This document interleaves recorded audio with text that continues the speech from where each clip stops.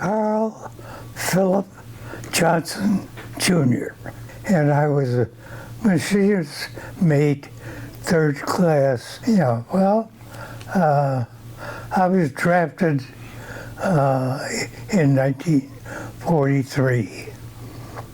We still we thought we were going to win, but we still had 2 years to go. We were all lined up, and there was different guys sitting there behind a long desk, and he'd ask each guy, what's your preference?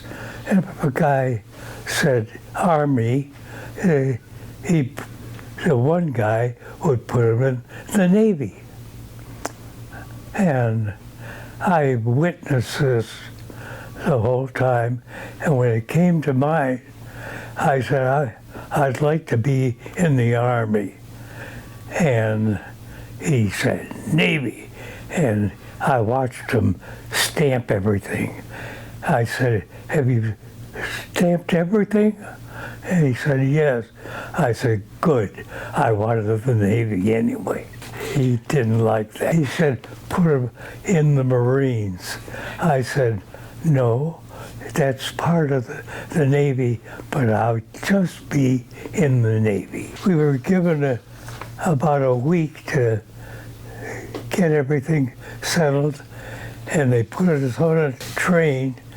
Today, everything's by airplane, not then, and we went by train, and we were wondering why they were sending us out for boot camp when 60 miles away we had the Great Lakes naval training.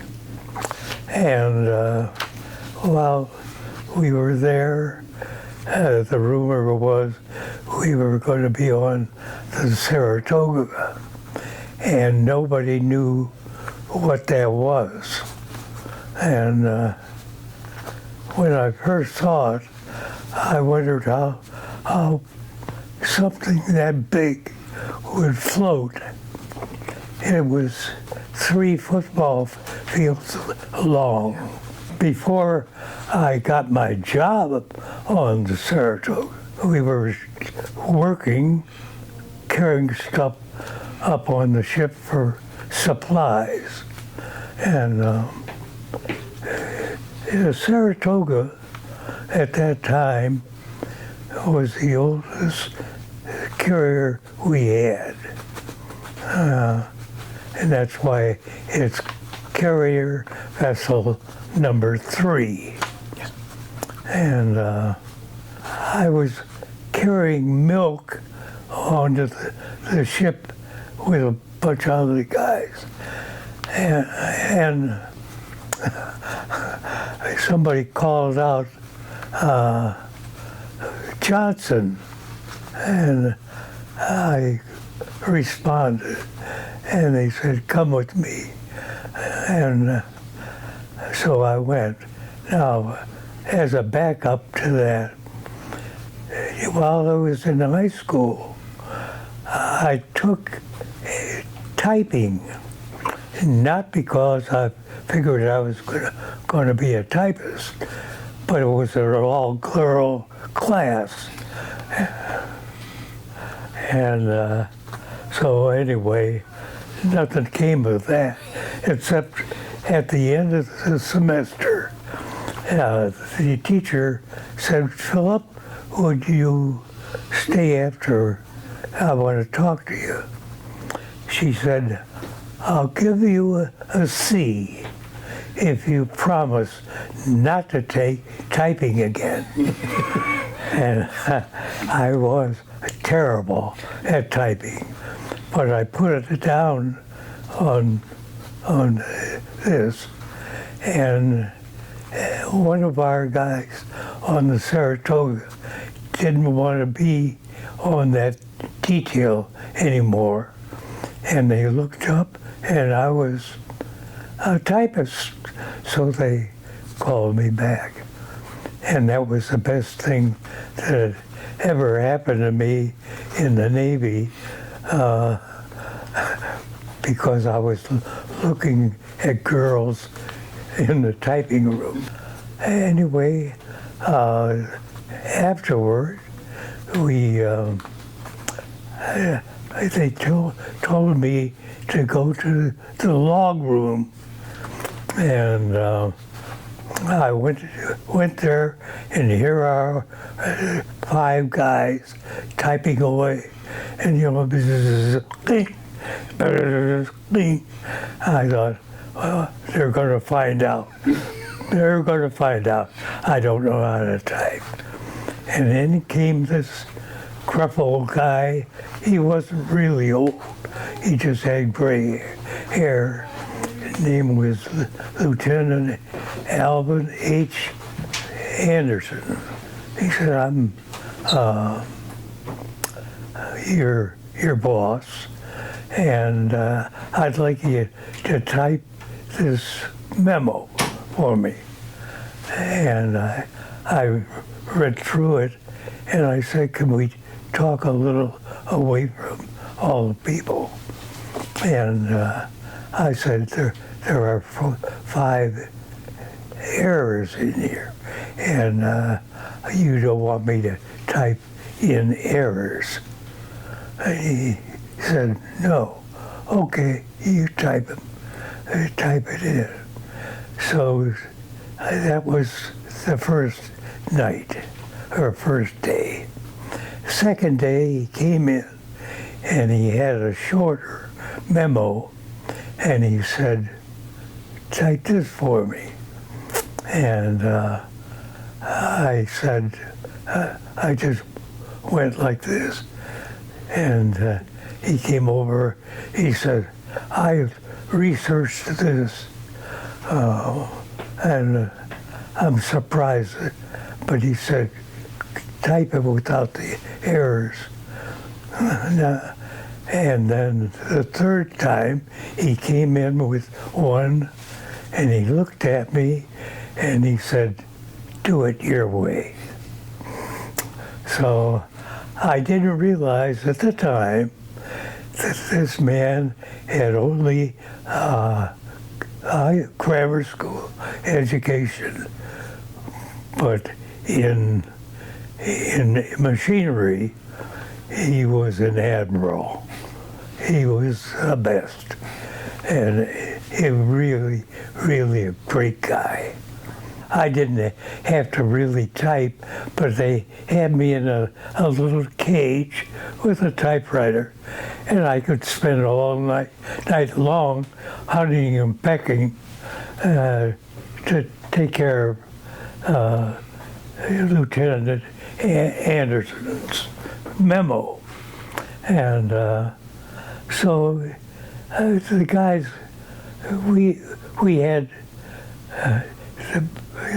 the Saratoga was in for repairs, and so we had all this time in Bremerton, and so I was in charge of the guys' Liberty cards, and I went to weigh the fire extinguishers, all kinds of little stuff. And I guess I did real good because Lieutenant Anderson, he said, you're the best I've seen. The guy came to me, one of the guys that I didn't know very well. He said, Phil, let's go out, and this was in Hawaii. We hadn't gone into combat yet. And they wanted to get me tattooed.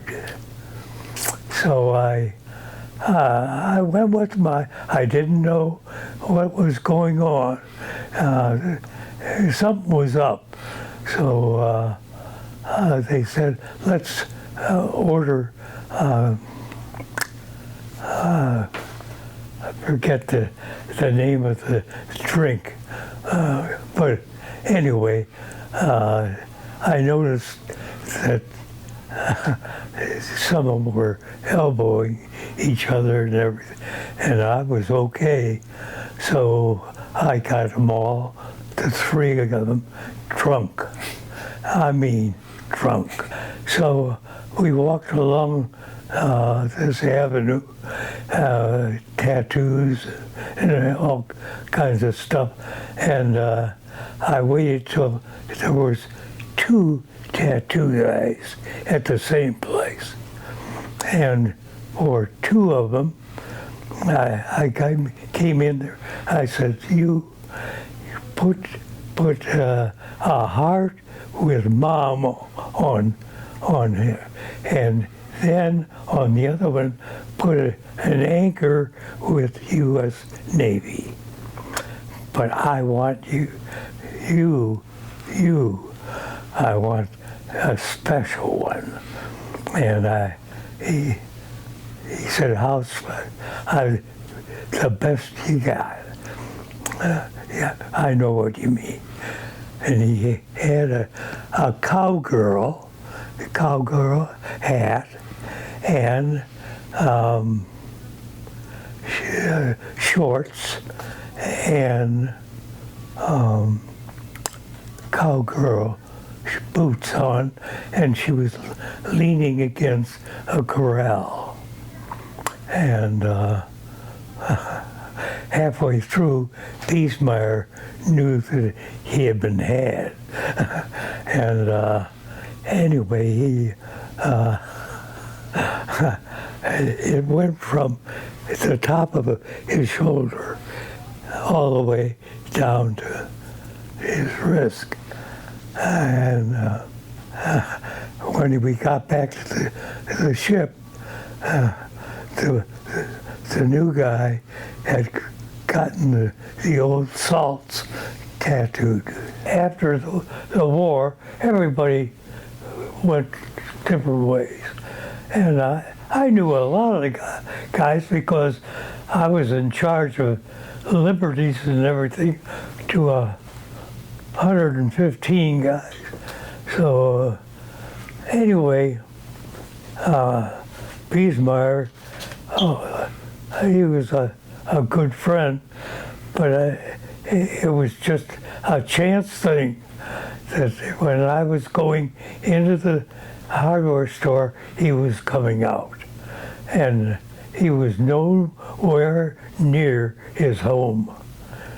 But just something, I didn't see him because it was so bright. People were just, but he, all of a sudden, before I got into the hardware store, I heard, "Johnson!" And I looked around, and here's Piesmeyer. And I said, "Hi, Pies." I said, "How is she?" I didn't ask how he was. And he looked at me like this. He pulled it up. And he said, "You son of a..." And anyway, the girl now had a red shirt on. But anyway, well, first, for everybody to know, you had two jobs on the ship. You had your regular job and you had your battle station job. We met with most of the task force 58 at Ulysses Lagoon, and we knew something big was coming up.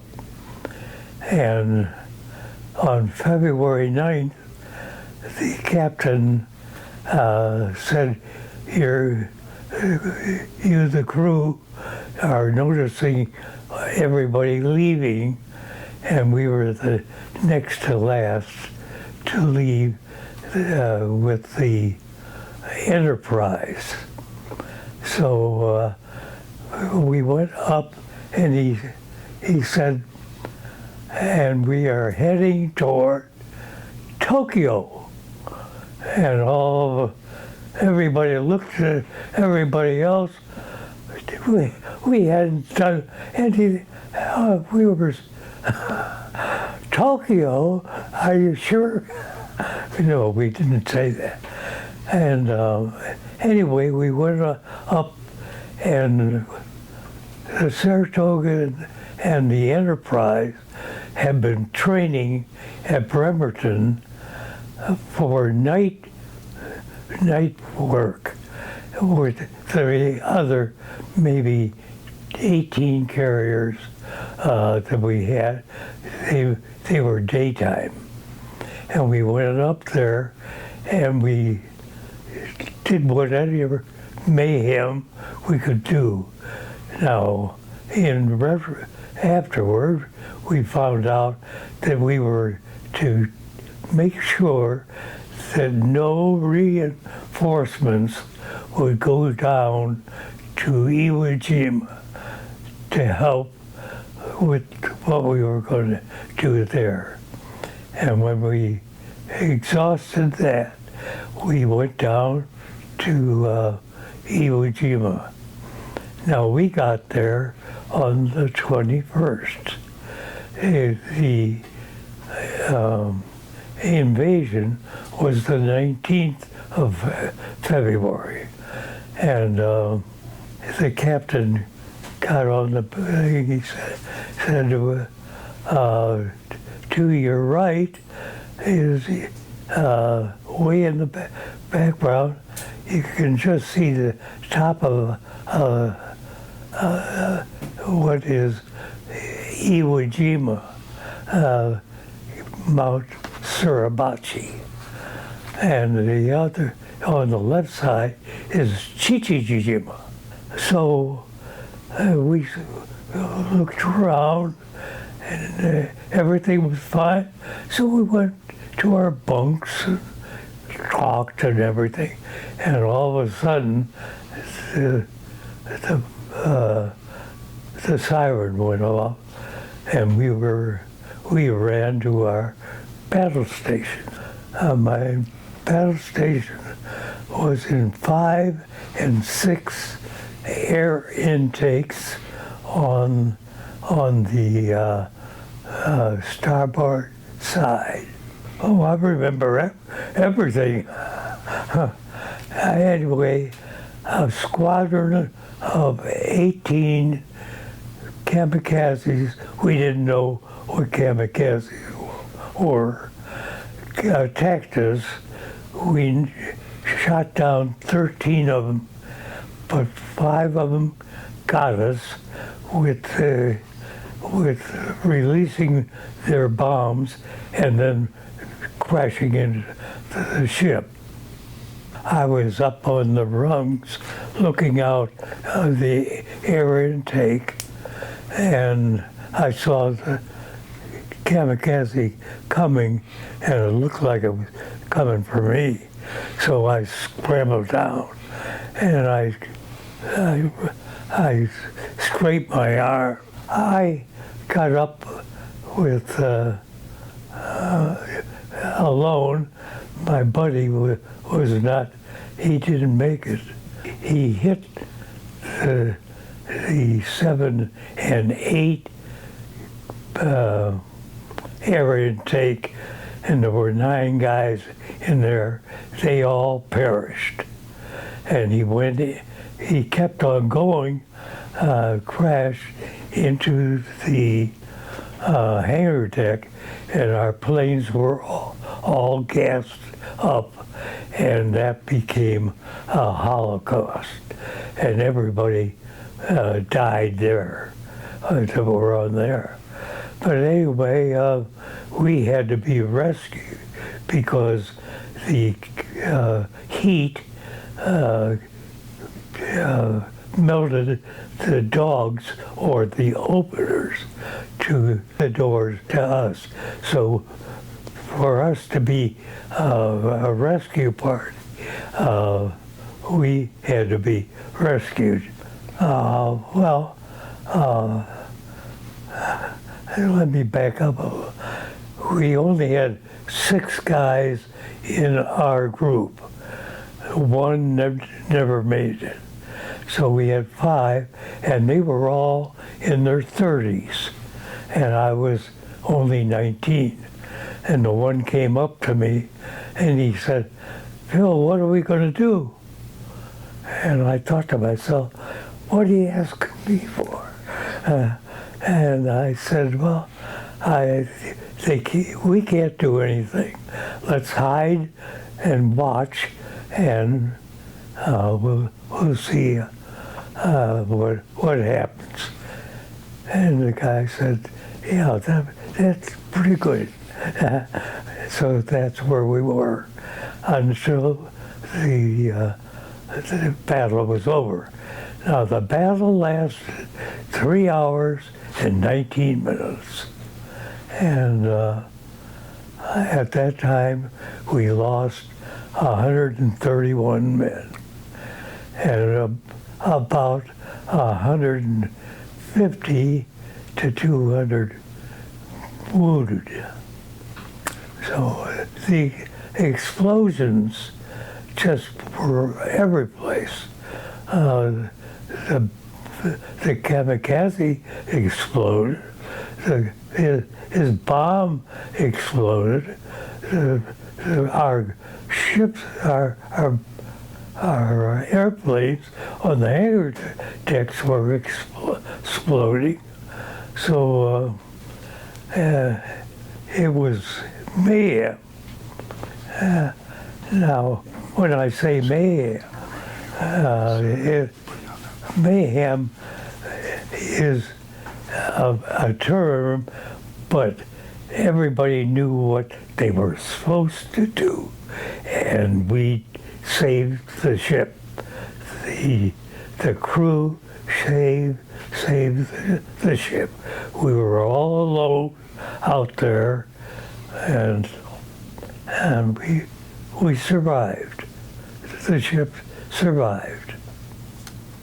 We didn't know about it till we were rescued, and that was in the dark, and rumors were all going.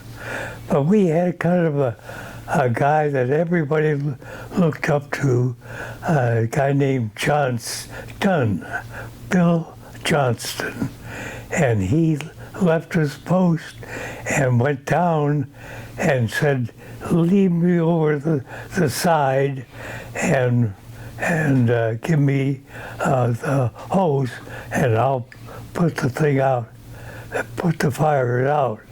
And all night long, he was squirting the water on the thing. When we did the roll with the waves and everything, it came up to his waist. And then, but anyway, we found out about that. And the unfortunate part about it is, later on, I was in the log room, and a guy named Lieutenant St. Clair came in to the commander, and he said, you know, I had nothing to do with it except to go in the next morning and see that the fire was out. And he said, I don't deserve the Silver Star. And Bill Johnston does. And this pompous ass, he said, we can't have a guy getting the Silver Star that isn't an officer. And that's how it went. He never got, he got some kind of commendation, but Lieutenant St. Clair got the Silver Star. When the battle was over, we headed back to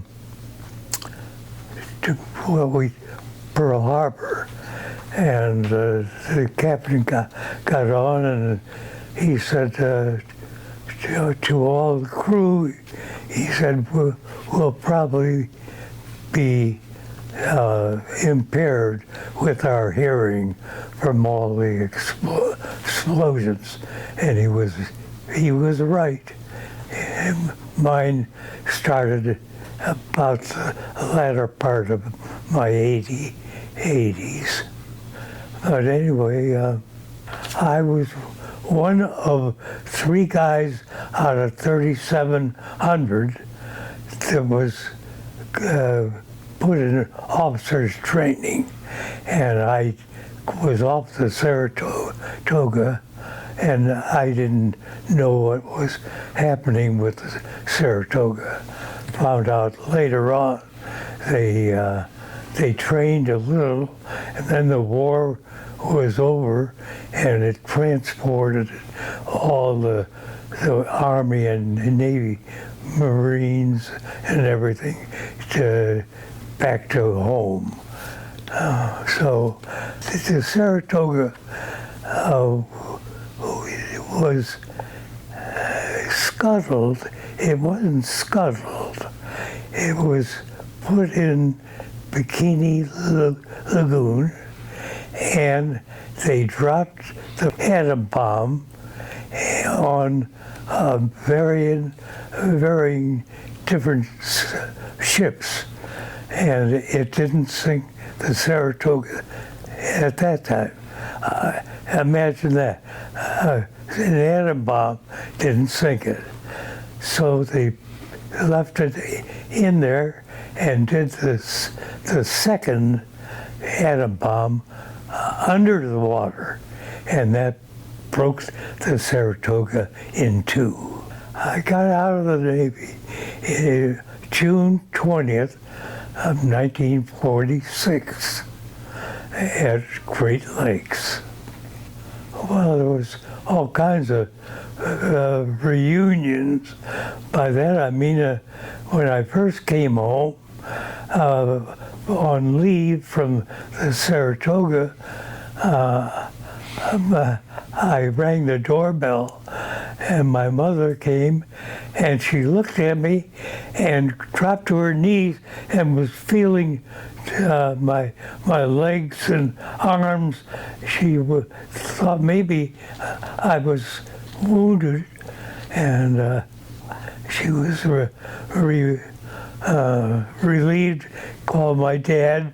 My dad left Interlake Iron, came home, and that's what I remember there. There were other reunions. When I first got out in 1946, I wanted to get married to my childhood sweetheart, not my high school sweetheart. And so I went and got a job at the steel mills, and I didn't like that.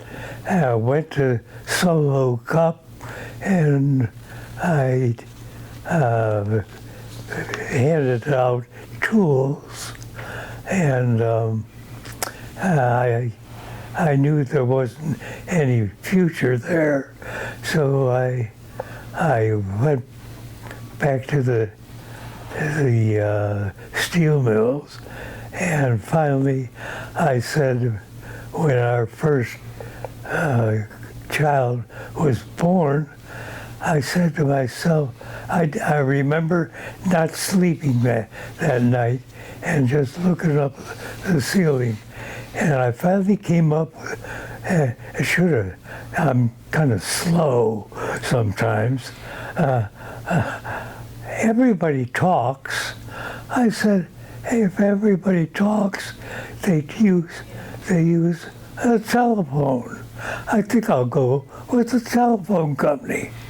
So I applied for the telephone company, and I started there on April 12, 1947.